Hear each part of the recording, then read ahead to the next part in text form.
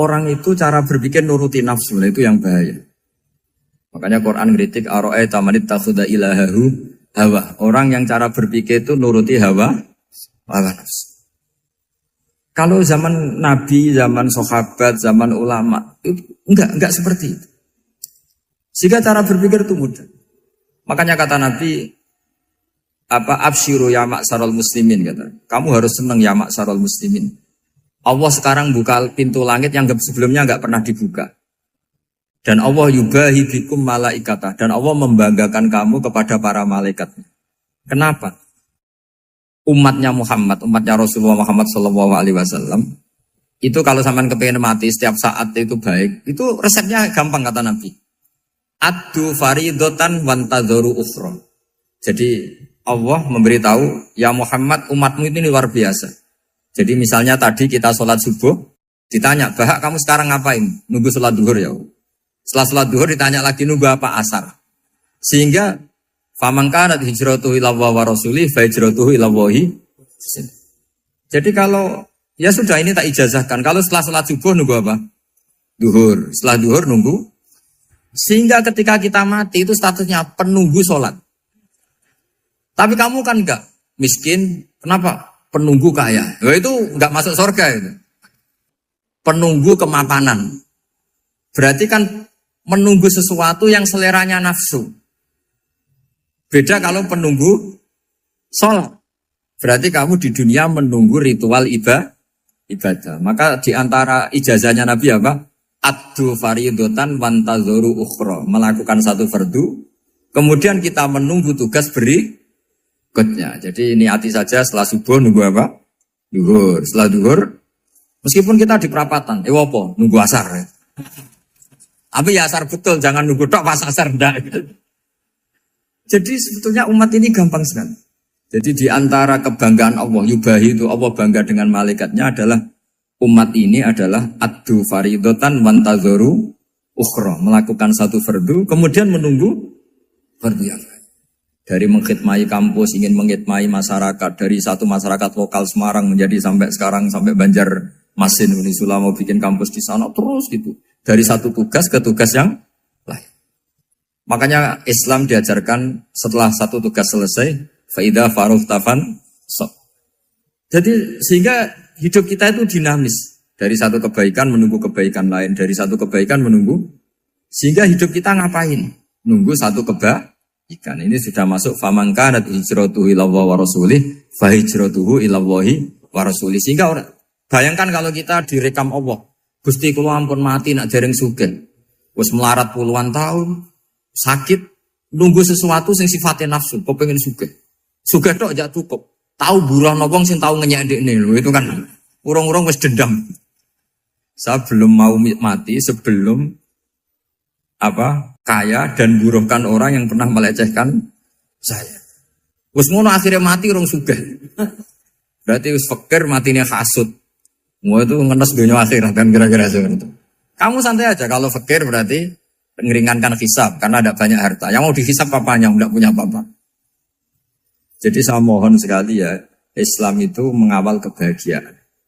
Sebab itu sampai bahagia itu menjadi perintah Islam. Qul bi fadlillah wa bi rahmati fa bidzalika falyafrahu. Karena dengan bahagia bi taat diharapkan orang Islam itu tidak bahagia atau cari kesenangan lewat jalur maksiat. Sehingga ciri utama wali apa? Ala inna awliya Allahi la khaufun alaihim walahum yahzan.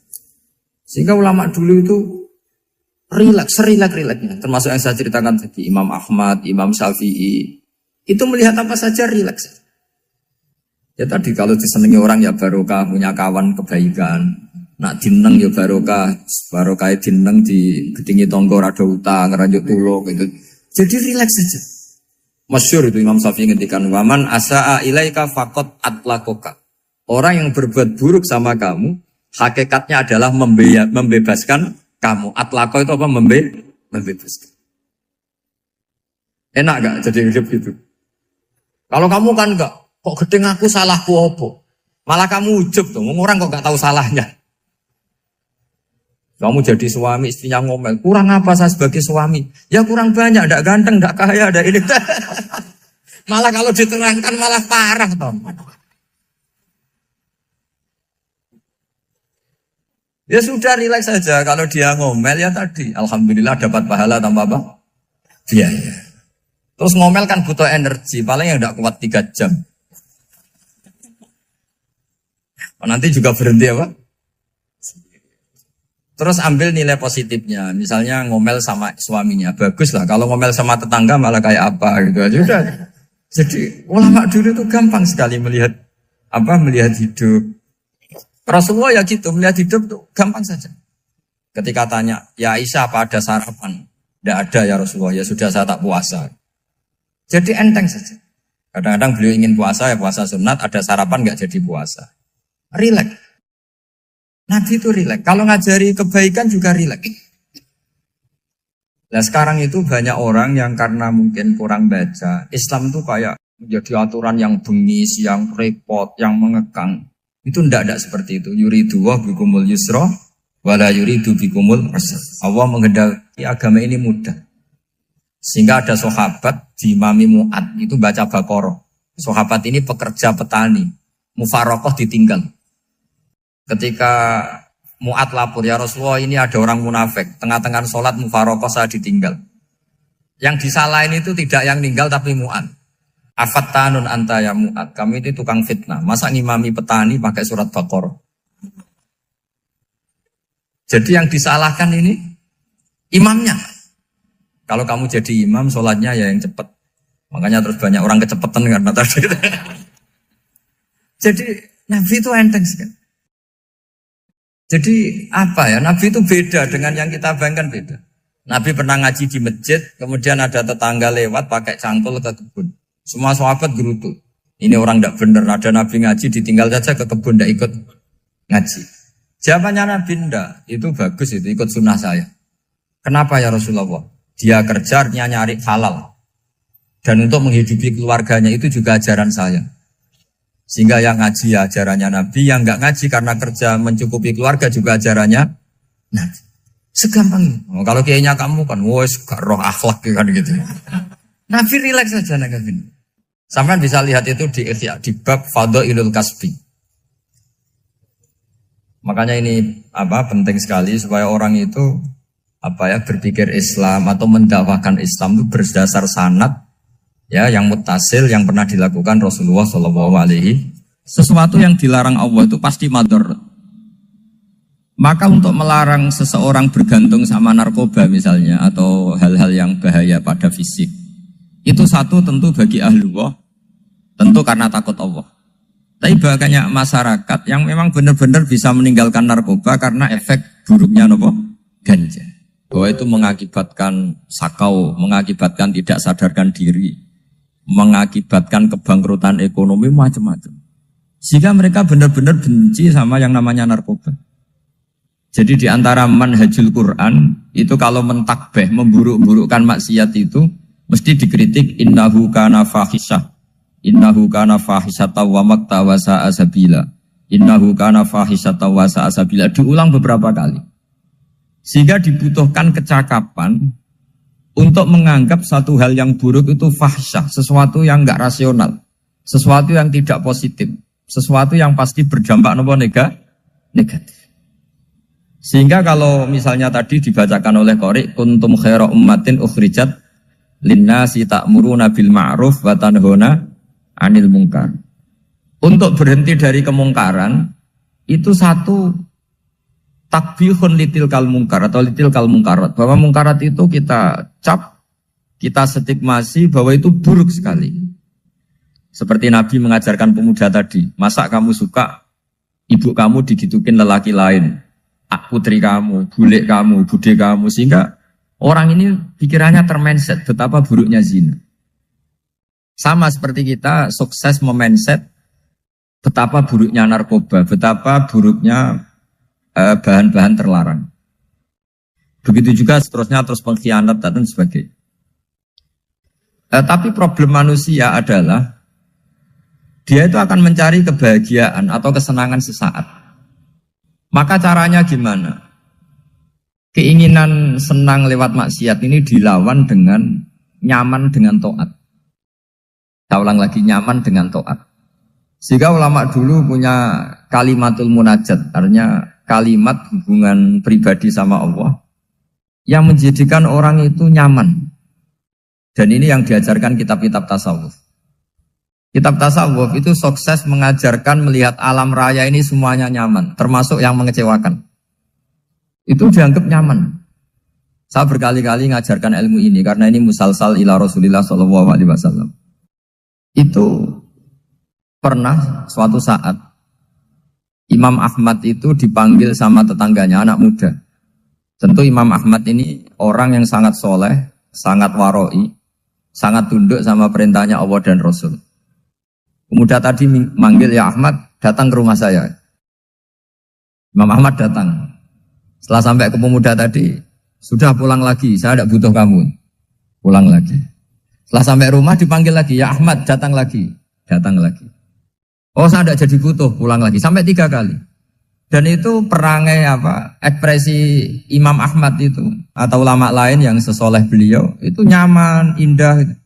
Beliau tetap senyum-senyum nyaman. Beliau tidak tersinggung, tidak terprovokasi, tidak, ya pokoknya tidak tersinggung, kelihatan nyaman. Lama-lama pemuda ini terus tanya, ya Ahmad, kamu saya perlakukan seperti ini kok tidak tersinggung? Kamu senyum-senyum saja, happy-happy saja. Jawabnya Imam Ahmad itu unik. Wahai pemuda, saya kamu panggil itu senang sekali. Karena kata Nabi, kalau kamu iman dengan Allah dan Rasul, maka hormatilah tetangga. Jadi saya senang. Karena nuruti perintah Allah untuk menghormati tetangga. Jadi tidak ada urusannya dengan kamu. Kagetnya kayak apa? Jadi dipanggil tetangga ya senang karena melakukan perintahnya Allah dan Rasul, yaitu ikramul jar, fal yukrim jarum. Disuruh pulang, kamu ingin saya pulang, ya saya pulang. Disuruh datang, ya saya datang. Jadi saya tidak tersinggung, saya tidak ada urusan dengan kamu. Urusan saya dengan Allah Subhanahu wa Ta'ala. Itu kalau bapak-bapak istrinya ngomel terus sabar itu ya bagus. Saya tidak punya urusan. Kalau kamu terprovokasi oleh istri, berarti kamu didikte oleh makhluk. Masa seorang rektor didikte makhluk? Kan tidak keren. Apalagi seorang habib didikte makhluk, kan enggak keren.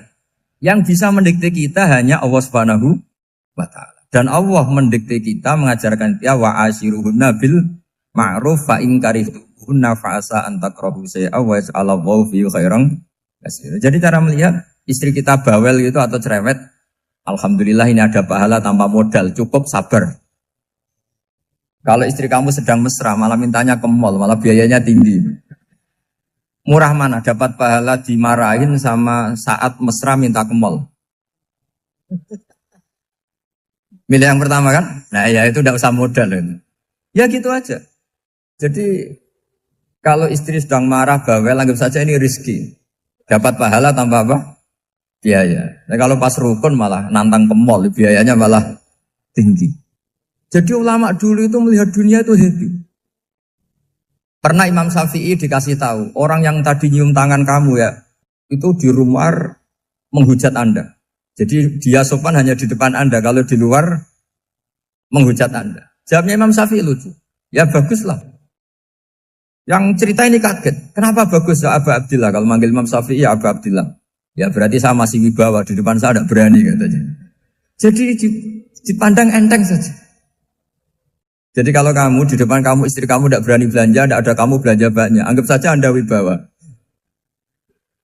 Jadi enteng saja. Pernah Imam Syafi'i dikasih tahu, separuh dari kampung Anda itu gak suka kamu. Ya bagus lah, kenapa? Oh nak rukun malah bakal utang katanya gitu. Kira-kira yang utang itu yang rukun apa yang neng-nengan? Yang rukun. Jadi enteng saja. Masyhur itu makalahnya Imam Syafi'i.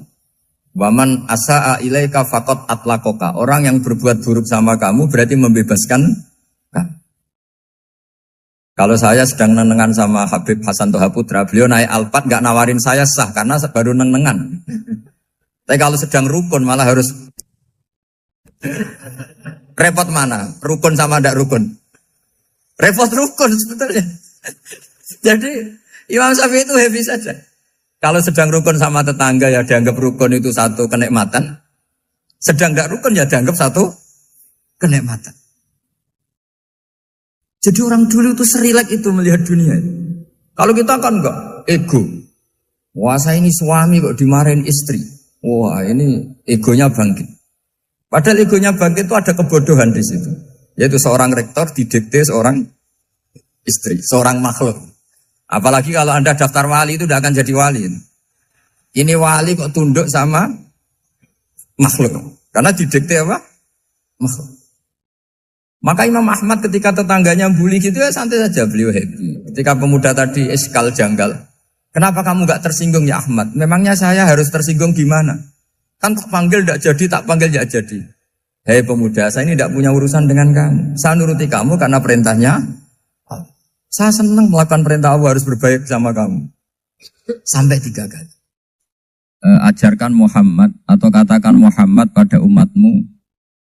Sebaiknya atau seharusnya mereka hanya gembira dengan melihat fadlnya Allah dan rahmatnya Allah. Ini harus kita pahami mulai dari konstruksi yang paling pokok, yaitu akidah. 2 ahwal. Ahwal itu 1 perilaku sosial. 3 mutamimat, sesuatu yang tidak pokok, tapi kita butuhkan dalam mengawal hidup ini. Saya beri contoh, itu sampai maksiat, itu karena cari kesenangan. Misalnya baru penat itu, ingin seneng, ada orang yang macam-macam lah, ingin melihat maksiat, apa itu pornografi, apa nyabu, apa macam-macam. Itu sebetulnya agama punya konsep yang luar biasa, yaitu seharusnya seseorang itu gembira. Gembira dengan ketaatan. Lalu pertanyaannya caranya gembira gimana? Gembira itu mudah. Jadi misalnya kamu sujud sama Allah Subhanahu wa taala. Terus cara berpikir begini. Ini sekaligus ijazah. Cara berpikir begini.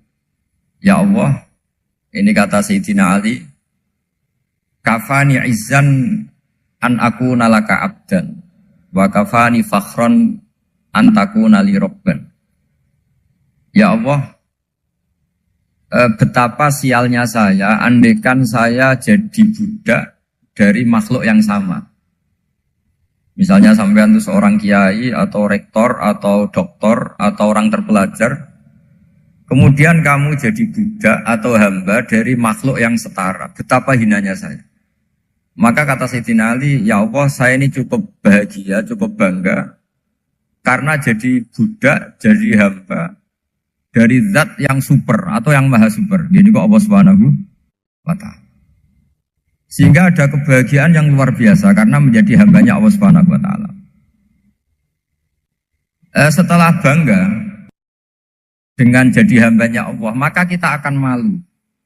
Malu misalnya kok saya bahagia itu nunggu melihat pornografi, melihat maksiat. Itu terus menjadi malu. Kenapa saya bisa didikte oleh hal-hal seremeh itu? Ya, kita malu karena didikte oleh hal-hal yang seremeh itu. Karena kita didikte oleh nafsu. Jadi izzatun nafsi, satu harga diri seseorang itu harus dihidupkan untuk hanya tunduk kepada Allah Subhanahu. Sehingga Nabi itu melatih satu logika tarkul ma'asi. Nabi itu dulu ketika ada seorang pemuda yang ya karena mungkin pemuda ya, dia itu mau masuk Islam, tapi uniknya kata pemuda tadi, saya masuk Islam tapi asal dibolehkan bebas zina. Jadi ini agak sableng gitu. Jadi mau masuk Islam syaratnya dibolehkan apa? Zina atau free sex gitu. Karena orangnya agak hiper. Itu Nabi tidak langsung mengancam dengan neraka enggak. Ketika mau pamit gitu semua sahabat melarang. Mah itu jangan, kamu jangan suan Nabi. Itu permintaan yang enggak masuk akal. Setelah lama ditahan terjadi kegaduhan di masjid, Nabi dengar itu ada apa itu? Itu ada pemuda yang mau masuk Islam tapi yasta'dzinuhu fi zina. Tapi mereka minta izin Nabi untuk tetap boleh zina. Kata Nabi, pemuda itu suruh masuk, suruh menghadap saya. Ketika menghadap Nabi, saya ulang lagi ketika menghadap Nabi, Nabi mengajarinya itu luar biasa. Nabi tidak langsung mengancam dengan neraka atau dengan azab tunda. Tapi kata Nabi, atuhibbuhu li ummik. Kamu suka kalau ibu kamu itu jadi demenannya orang banyak. Ndak ya Nabi, yang demen ibu saya tak bacok kan. Karena ini ya agak preman, di mana-mana orang nakal agak preman. Terus atuhibbuhu li bintik. Kamu suka kalau putri kamu ya digitukan orang-orang. Ya ndak Nabi, yang gitukan putri saya tak bacok. Atuhibbuhu li kholatik. Kamu suka kalau bule kamu digitukan. Atuhibbuhu li ammatik. Kamu suka kalau saudara bapak kamu digitukan. Nabi itu mengeset ya. Cara sekarang itu cuci otak mungkin. Nabi itu meluruskan otaknya anak muda itu. Betapa buruknya zina. Cara bahasa Arab ditakbih. Betapa buruknya zina. Kamu suka kalau korbannya ibu kamu, putri kamu, bude kamu, bule kamu. Sehingga orang itu matur ya hasbuka ya Rasulullah, ini sudah cukup. Saya tidak pernah melihat sesuatu seburuk zina. Jadi fa'al qawwa fi qalbihi bughdha zina. Kemudian Allah meletakkan di hatinya, menanamkan benci zina. Sehingga akhirnya pemuda tadi menjadi iffah, menjadi menghindari zina. Artinya begini ya, ini mungkin yang lolos dari para kita sebagai dai, kita tidak belajar banyak tarbiyahnya Rasulullah Shallallahu Alaihi Wasallam. Jadi kalau kita benci maksiat, itu jangan hanya ditakhdir, ditakutkan neraka itu enggak. Jangan hanya itu. Tapi di logika. Jadi kalau kita menghindari maksiat, itu selain karena takut azab, itu ada logika. Ada rangkaian pikiran yang menjadikan kita anti satu perbuatan apa maksiat. Jadi misalnya gini ya, kira-kira ginilah kalau contoh gampang itu. Ada orang gitu ya, nyanyi dengan pakaian yang mungkin pornografi gitu. Mungkin pemuda-pemuda ingin melihat itu, tapi bisa diobati gini. Kok enak dekne mergawe kok tak bayar ya, aku kehilangan duit. Meskipun dengan logika yang agak serampangan, yang penting menjadi kita ini punya harga diri untuk tidak tergantung hal-hal seperti itu. Sehingga Nabi itu cara menggambarkan tadi mulai atuhibbuhu li ummik, kalau ibu kamu jadi demenannya orang lain. Pemuda tadi bilang yang demen ibu saya mau saya bunuh. Ditambah lagi atuhibbuhu li bintik. Bagaimana kalau korbannya putri kamu, bule kamu, bude kamu. Sehingga terus si pemuda tadi betapa buruknya zina. Betapa murahnya zina. Akhirnya pemuda tadi al-qawwa fi qalbi bughdha zina. Terus kemudian pemuda tadi itu sangat membenci dengan apa? Berzina. Nah, pikiran-pikiran seperti ini harus kita tanamkan. Harus kita tanamkan supaya orang itu benci melakukan maksiat. Karena satu memang takut suhtullah, takut dibendu Allah atau dibenci Allah. Dua memang logika kita mengarahkan tidak maksiat. Saya beri contoh ya betapa pentingnya mindset ya, cara berpikir. Orang itu menjadi kikir itu karena nganggap hidup itu lama dan uang itu penting. Kalau zaman Nabi itu sederhana kalau melihat hidup ini. Pernah suatu saat Nabi itu punya jatah makan. Karena Nabi itu hidupnya juga pas-pas. Jadi Nabi itu unik. Beliau di satu sisi kaya raya. Bisa ngurmat Abu Hurairah, Ammar, Suhaib. Ashabu Sufa itu dirawat Nabi semua. Itu kan kaya, bisa merawat sekian orang. Tapi di sisi yang lain untuk pribadinya beliau miskin. Kadang nggak bisa makan hari itu. Tapi di saat yang sama bisa merawat Ahlus Sufa. Jadi keliru kalau orang hanya cerita Nabi itu miskin, untuk makan dirinya aja susah. Itu keliru. Kelirunya kalau tidak diteruskan, tapi Nabi mampu menghidupi ahli sufa. Singkat cerita jatah makannya Nabi itu dikasihkan orang ketika Nabi tanya, ya Aisyah, makanan jatah saya di mana? Oh ya Rasulullah tadi ada orang minta tak kasihkan, maka makanan itu habis. Apa kata Nabi? Kamu salah Aisyah. Yang kamu kasihkan itu justru yang masih. Ya yang kamu kasihkan itu justru yang masih. Sehingga Nabi menganggap, makanya Nabi terus ngendikan. Ya kalau mukhatabnya lelaki ya kira-kira begini. Wahallaka min malika illa ma akalta fa'afnaita walabista fa'ablaita. Terus tanya wa tasaddaqta fa'abqaita kata Nabi. Harta kamu ya kamu makan kemudian ke WC jadi kotoran atau punya pakaian mewah nanti rusak. Wa tasaddaqta fa'abqaita. Ada yang kamu sedekahkan yaitu yang abadi sampai akhir. Sehingga banyak pengusaha yang mencintai saya setelah tak ajari hadis itu. Misalnya punya uang 1 miliar karena dia spekulan atau pedagang rawan bangkrut, disedekahkan ke masjid 50 juta, yaitu yang abadi. Jadi kalau suatu saat bangkrut, dia masih punya uang 50 juta di akhirat. Jadi Nabi itu mengajari sedekah itu apa? Ya sedekah itu pengabadian uang. Kalau kita kan enggak, bilang sedekah itu nguras uang. Itu pikirannya setan dan pikirannya orang Islam. Itu cara berpikir setan, bukan cara berpikir umat apa? Sehingga Sayyid Ali Zainal Abidin itu kalau ada orang minta, kemudian beliau ngasih, itu beliau bilang gini, marhaban biman hamala zati ilal akhirah. Matur nuwun nggih jenengan sing beto sangu kula nate. Jadi dianggap teller saja. Orang yang minta uang beliau itu dianggap tukang nyatet bank karena sudah ditabungkan. Ya sudah. Kalau kita kan enggak, wah pengemis tuh ganggu gini-gini. Kecuali pengemis profesi ya mungkin kita agak-agak enak. Mari zaman akhir tuh ada pengemis apa? Profesi. Jadi repot teman. Terus tak beri contoh lagi kebahagiaan ketika kita milih Islam moderat. Islam kita diajarkan guru-guru kita, utamanya oleh guru kita Mbah Maimun. Saya juga sering ketemu beberapa ulama dunia, termasuk Habib Umar. Saya juga ikut sowan ke sini pas beliau sama Habib ini Hasan Toha Putra di sini sama orang-orang moderat itu cara berpikir juga luar biasa indah. Beliau pernah cerita ya beberapa ulama lah, banyak yang cerita itu.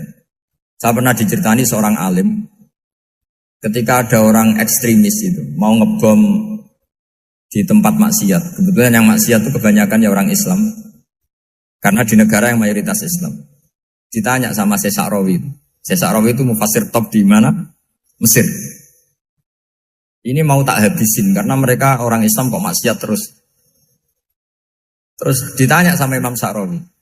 Laumatu ala khini ma'asihim aina masiruhum. Kalau mereka mati dalam keadaan maksiat, mereka kemana? Ya ilanar, mereka pasti masuk neraka. Terus ditanya sama Imam Sa'rawi. Wahal masiruhum ilanar muradun nabi amlan. Punya umat maksiat kemudian mati masuk neraka. Itu yang diinginkan Nabi apa enggak? Ya tidak aja. Ya sudah, enggak usah dibom, ditunggu tobatnya kata. Karena kalau mati dalam keadaan itu ke neraka dan itu tidak yang diinginkan Rasulullah Sallallahu Alaihi Wasallam. Terus ekstremis ini menjadi tobat, tidak berpikir ekstremis Mas. Jadi orang itu harus berpikir mindset yang baik. Meskipun kadang berpikir baik itu ya agak-agak kacau. Ada seorang wali majdzub, itu kalau berdoa agak kacau, tapi gak bisa dibantah. Masyhur itu doa itu. Ini sekaligus ijazah, tapi kalau sebelum wali gak boleh. Itu datang ke makamnya Rasulullah SAW. Terus doanya itu begini. Ya Allah, sekarang terserah engkau. Ya Allah, sekarang terserah engkau. Jika saya kamu jadikan orang soleh, jika saya engkau jadikan orang soleh, maka surra habibuk, maka kekasihmu ini senang. Yang susah musuhmu yaitu setan. Tapi kalau engkau menjadikan saya orang fasik, maka yang susah kekasihmu, yang senang musuhmu. Jadi kan punya dua pilihan itu.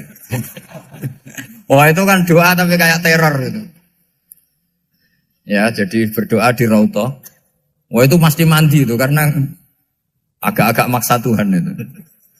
Ya Allah, engkau punya dua pilihan. Jika saya jadi orang soleh, maka kekasihmu ini senang. Musuhmu yang susah, yaitu setan. Tapi jika saya jadi orang fasik, maka musuhmu yang senang, kekasihmu yang susah. Mohon terserah jenengan, mau menyenangkan kekasihmu, apa menyenangkan musuhmu? Gitu. Kira-kira gimana? Kalau tertarik boleh doa itu dipraktekkan.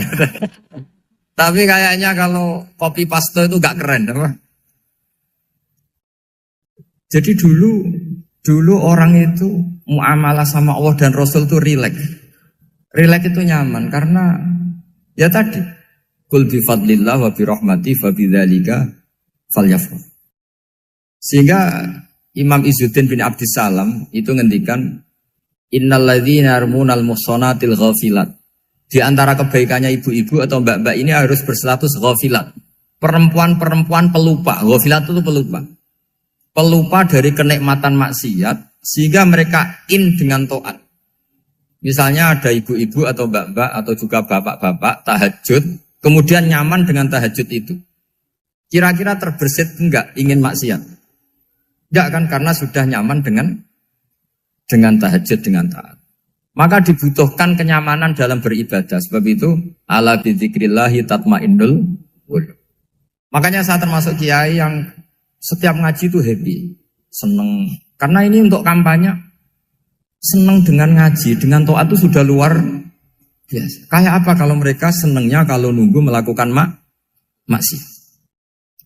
Jadi termasuk bentuk perlawanan kita terhadap maksiat adalah usahakan kamu tuh bahagia, seneng dengan taat.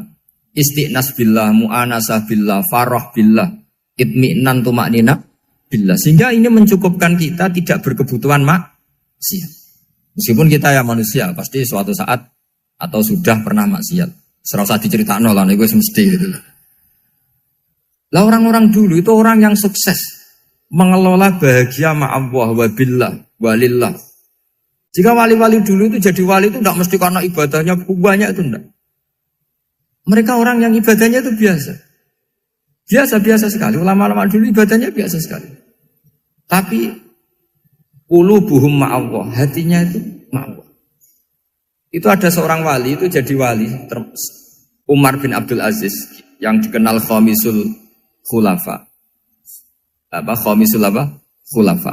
Di luar khulafa Rasyidin 4, di antara yang soleh adalah siapa? Umar bin Abdul Aziz. Itu ketika mau meninggal, itu senangnya bukan main. Itu semuanya nangis, beliau senang. Terus tanya, kenapa kamu senang? Memangnya saya kalau mati itu kemana aja? Ila khairi madhubin ilah, ke zat terbaik. Dibang urip mbek kowe bulet atau mbek arhamur rahimin ngene. Yaitu Allah Subhanahu. Jalaluddin Ar-Rumi ketika mau meninggal itu muridnya nangis semua, beliau marah. Kamu harusnya pesta karena saya mau ketemu kekasih saya, malah kamu tangisi. Goblok sekali kamu katanya. Jadi orang-orang dulu itu luar biasa. Karena tadi mereka tidak ingin ketemu Allah itu dianggap problem. Harus sesuatu yang membahagiakan. Makanya wali-wali itu kalau berdoa begini. Wa khairu ayyami yauman alqa kafih, dan jadikan hari terbaikku adalah hari ketika saya ketemu engkau ya. Pernah dengar doa itu?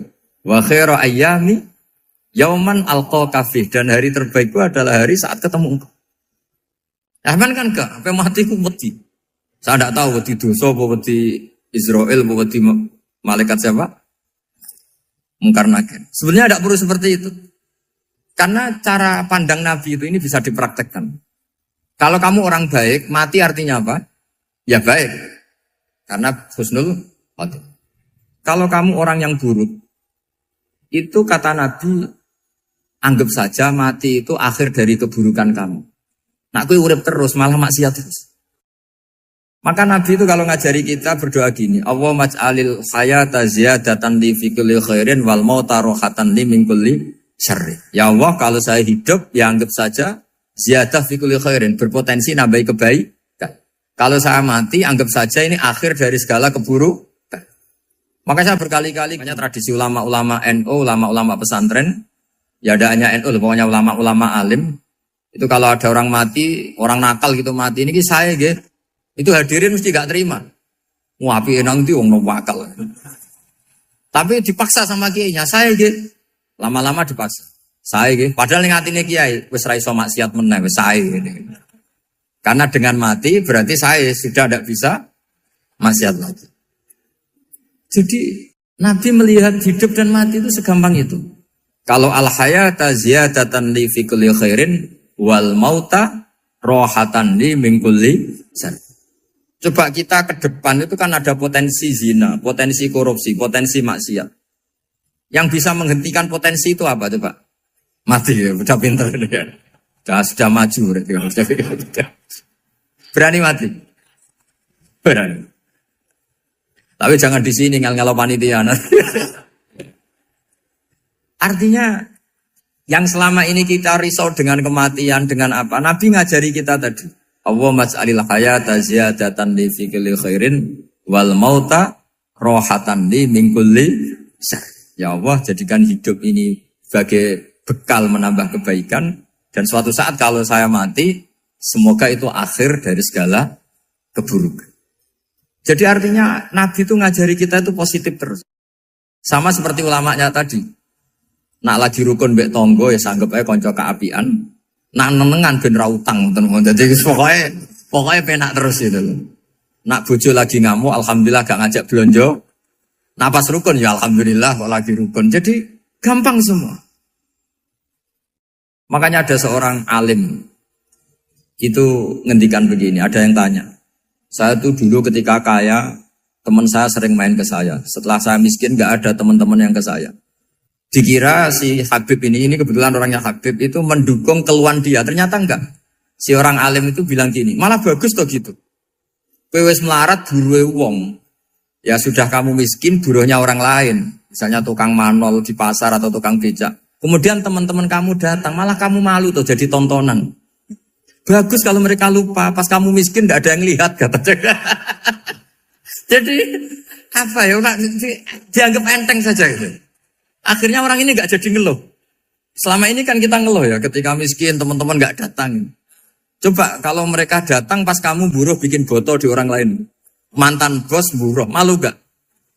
Milih datang kepada? Nggak lah, sudah bener itu. Jadi ulama dulu itu, makanya sering baca biar tahu solusi hidup. Jadi ulama dulu itu gampang sekali melihat kehidupan itu. Gampang sekali, indah, gampang. Kebahagiaan ini pula yang harus kita latih dalam melakukan ketaatan. Tapi memang obsesi saya terbesar atau cita-cita saya terbesar memang setiap ngaji saya ingin orang mukmin semuanya itu bahagia. Dengan bahagia itu mereka tidak neko-neko ingin mencari kebahagiaan lewat jalur apa maksiat. Sehingga dalam konstitusi ulama yang ditulis di kitab-kitab usul fikih, dan itu kitab yang saya kaji, selalu saya kaji, itu membela-bela sesuatu yang mubah itu sampai luar biasa.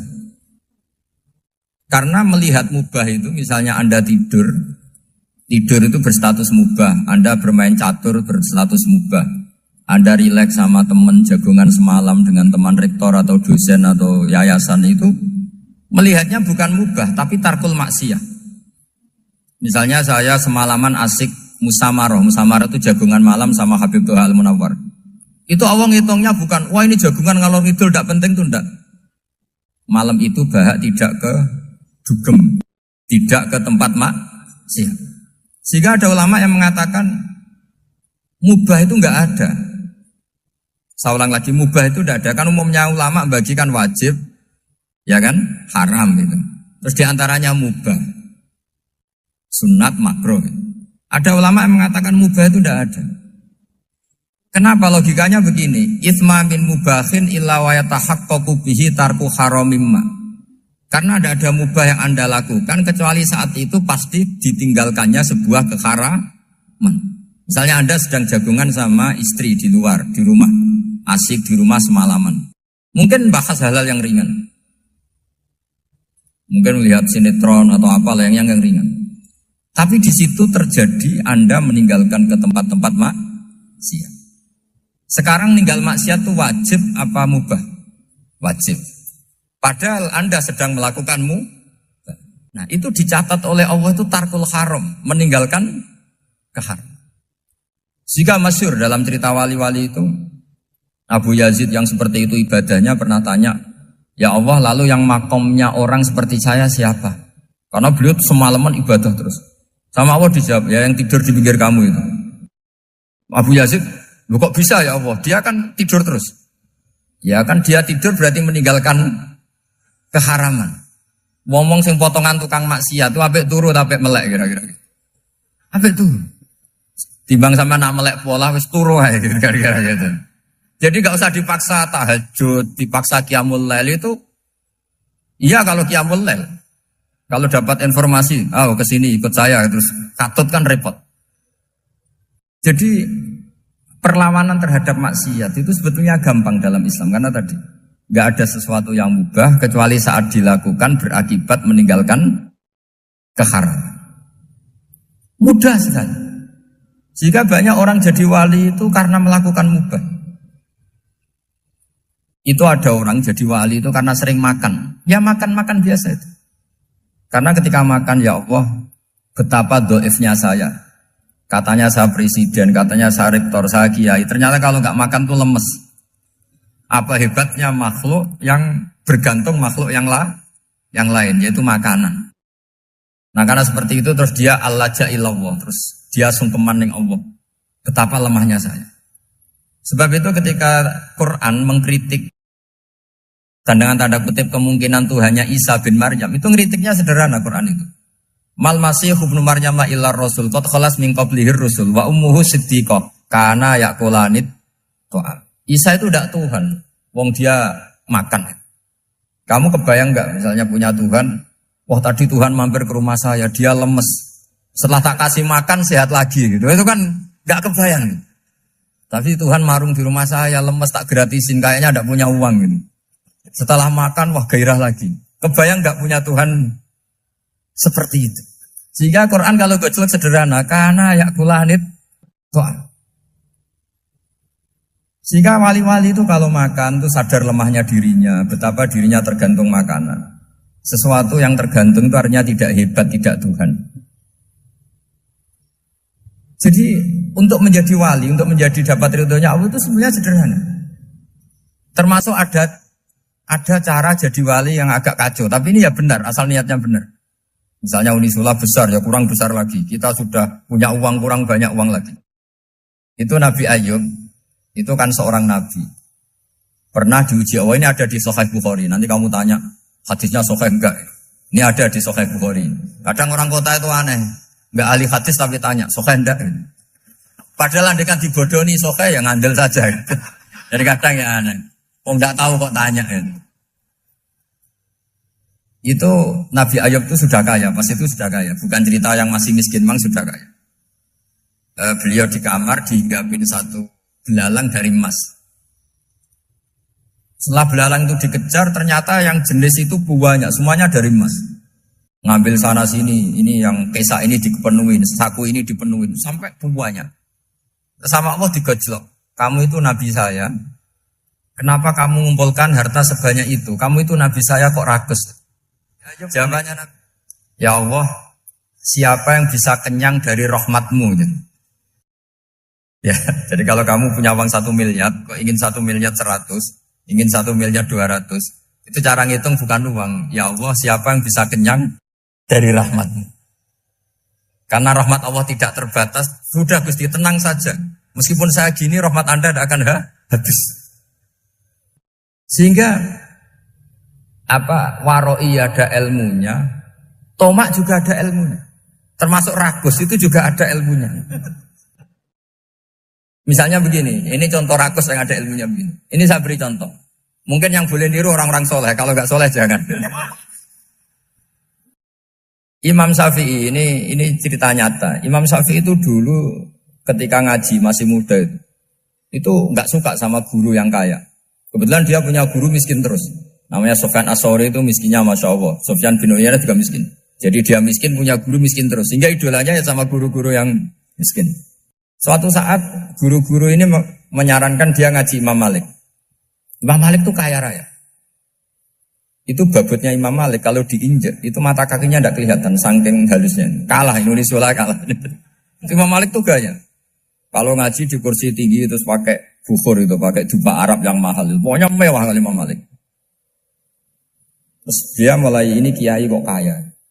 Kemudian setelah beliau alim tanya, saya harus ngaji siapa setelah ilmu jenengan habis kira-kira gitu. Kata Imam Malik, sudah kamu tidak usah perlu ngaji saya, kamu sudah alim alama. Terus Imam Malik datang ke Baki. Zaman itu Baki itu semacam kayak rentalan ya, semacam Grab lah kalau dulu itu. Mana kafilah yang mau ke Irak?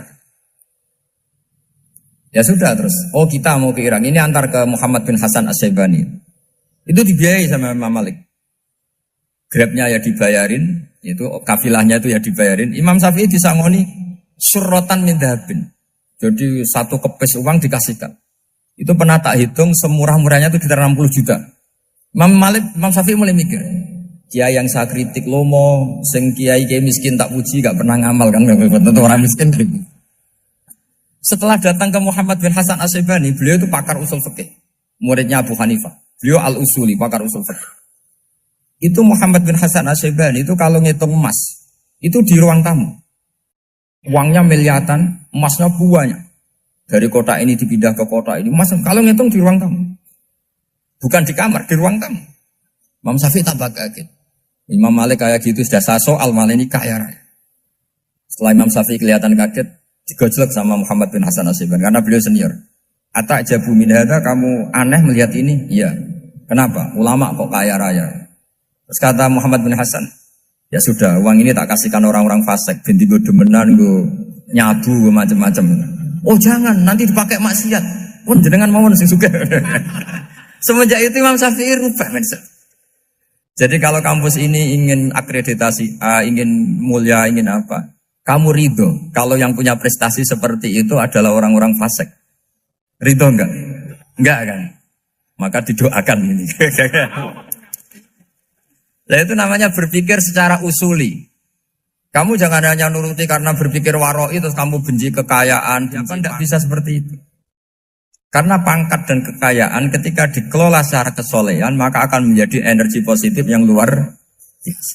Semenjak itu Muhammad bin Hasan Asyibani berhasil mendidik Imam Syafi'i. Sampai akhirnya keterusan Imam Syafi'i berpendapat kalau orang Islam bisa bikin rumah tingkat kok punya rumah reok itu haram. Akhirnya keterusan. Kalau bisa jadi bupati kok jadi ketua RT juga haram. Karena al-Islam ya'lu wala yu'la alaih. Islam itu luhur bukan bisa diluhurin. Sehingga rata-rata orang Syafi'iyah termasuk kiai-kiai Indonesia itu rata-rata ya agak-agak politikus. Ya agak-agak kedonyan, mungkin sebagian kedonyan tenan gitu. Karena gak ridho gitu loh. Kalau kesempatan itu dikuasai orang fasik kemudian menjadi kekuatan maksi. Coba kalau bupati itu orang yang fasik. Kemudian programnya supaya rakyat seneng semalaman dangdutan yang purno misalnya. Supaya rakyat seneng dibolehkan dugem, dibolehkan judi. Tapi kalau yang jabat orang soleh kan ada beberapa perda yang menolak penyakit apa? Masyarakat. Jadi kamu jangan melihat bahwa kepangkatan ini hanya sebagai alat korupsi, alat otoriter, enggak. Asal kena orang soleh, maka ini menjadi energi kesolehan atau energi positif. Sebab itu ketika Allah muji para nabi yang soleh, diantaranya disifati apa? Faqad ataina ala Ibrahim al-kitab wal hikmata, terusannya wa atainahum mulkan azim. Dan Nabi Ibrahim dan keluarganya tak kasih kerajaan yang besar. Nah sekarang masih banyak orang yang cara pandang ngapain bikin unisula yang megah, ngapain berambisi punya akreditasi A dan sebagainya. Menyoal seperti itu salah secara usul fikih. Karena secara usul fikih kesempatan yang baik tentu harus diperjuangkan oleh orang-orang yang soleh. Karena ini supaya jadi otoritas yang positif. Itu dulu ada latihannya. Jadi orang dulu itu gampang sekali ketika milih miskin ditanya, kenapa miskin? Saya ingin hisab saya ringan. Tapi ketika mereka kaya, yang soleh, supaya harta ini tidak dipakai orang yang nanti dipakai maksiat. Kita misalnya orang soleh mau pangkat, karena kita ada ridho, kepangkatan itu dipegang orang maksiat, kemudian menjadi energi maksiat. Begitu juga seterusnya. Maka ulama dulu itu rileks. Sampai Nawawi Al-Bantani itu nanti bisa dicek di tafsir. Qul hal yastawil ladzina ya'lamuna wal ladzina la ya'lamun. Beliau muji-muji ulama. Kemudian ada seorang yang agak hasud mungkin. Tanya begini. Hebatnya ulama itu begini-begini. Terus ditanya, tapi kenapa kita sering melihat ulama ngantri proposal di rumahnya bupati kan? Sementara bupati enggak pernah datang ke ulama ngaji ihya. Jawabannya Imam Nawawi itu unik. Ya karena ulama itu tahu gunanya uang, sehingga nyari uang untuk pondok, untuk masjid. Sementara bupatinya tidak tahu gunanya ilmu, maka tidak pernah ngaji. Jadi ya ringan saja. Jadi ya sudah seperti itu. Jadi kalau ada ulama kedonyan, anggap saja karena tahu gunanya uang. Jadi kenapa ulama ngantri di kabupaten, bukan bupati ngantri di ulama? Jawabannya karena ulama tahu gunanya uang, sementara bupatinya nggak tahu gunanya ilmu. Kira-kira gitulah. Ada ustadz tidak ganteng, kesensem rondo cantik, karena tahu gunanya ustadz itu. Artinya tahu gunanya kalau saya nikah nanti punya anak jadi gus, karena dia kiai gitu. Tapi rondone raro gunanya dia karena miskin gitu. Jadi ulama dulu itu rileks. Rileks menafsirkan apa saja itu rileks, termasuk saat terpojok. Itu rileks. Karena semuanya dianalisis pakai ilmu. Sehingga ciri utama wali itu apa? Ala inna awliya Allahi la khawfun alaihim walahum yahzanun. Enggak ada rasa takut, enggak ada rasa gampang. Karena melihat sesuatu itu gampang saja. Saya ulang lagi, melihat sesuatu itu gampang saja, ringan. Oke, semoga barokah. Assalamualaikum warahmatullahi wabarakatuh.